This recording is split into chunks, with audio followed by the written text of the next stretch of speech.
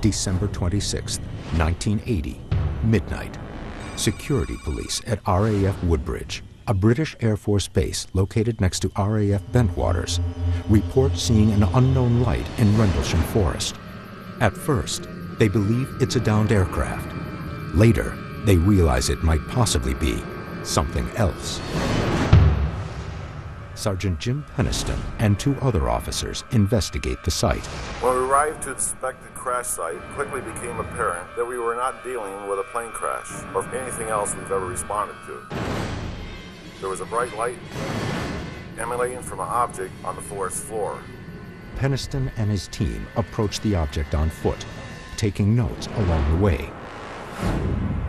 A silhouette triangular craft about 9 feet long, 6.5 feet high, came into view.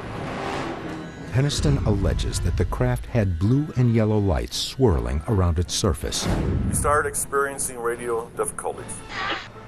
The air around us was electrically charged, and we could feel it on our clothes, our skin, and our hair.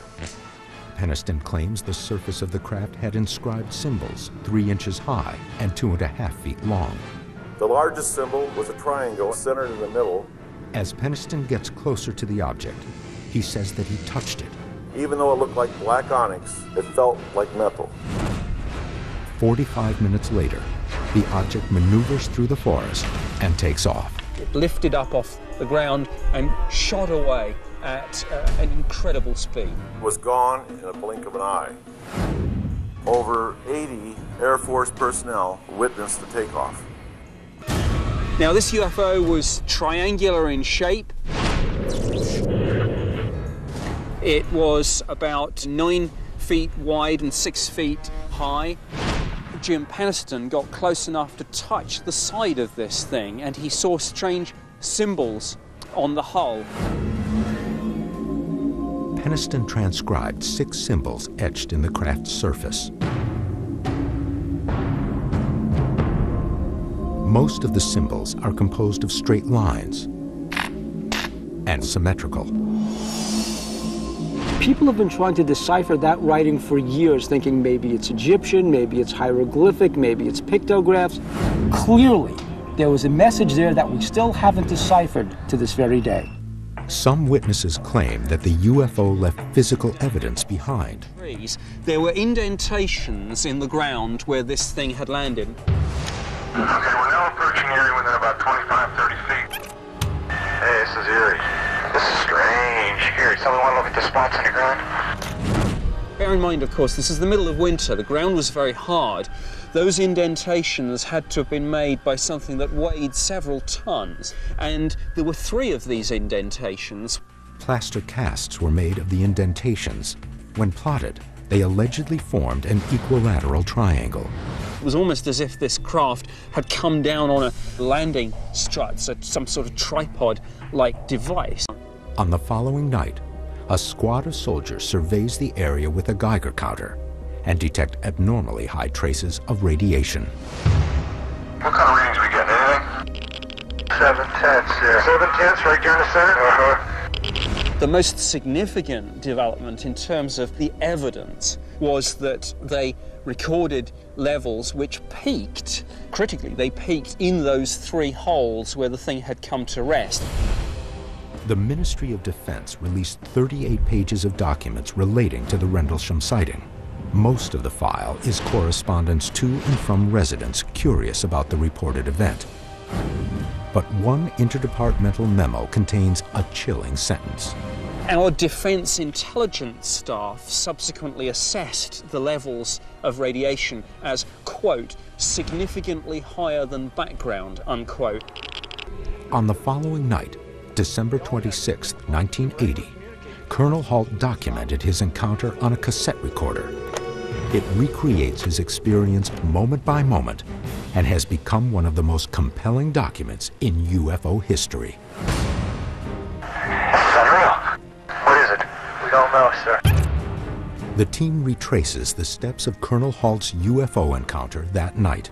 This is the infamous East Gate at Woodbridge.